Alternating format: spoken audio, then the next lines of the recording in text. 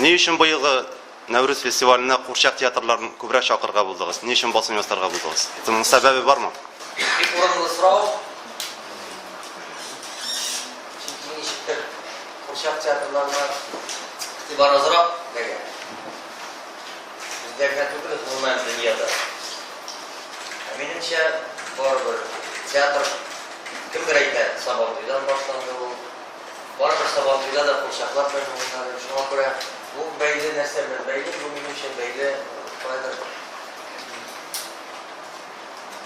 театрының қоян келіп туы, аның негізі қоя екен. Меніңше шуңа көре біз бұл жылы шыннан да зорырақ болды қуыршақ театрларына. Әм заяқтылар да келеді. Бұл бек меніңше әйбәт көрініш, олар ешті. Hem Қуыршақ театры қазір бары тек балалар үшін ғана қоймай башлады. Ол көбірек жидді әсерлерге мәрәжәғат ете башлады, ықтибар қалай башлады. Балалар үшін де спектакльлер қояды. Бір сөзбен еткенде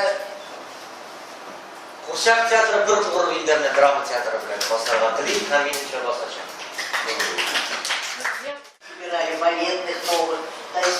Нәүрүзнең төп максаты менә без ничек аны күз алдыбызга китерәбез.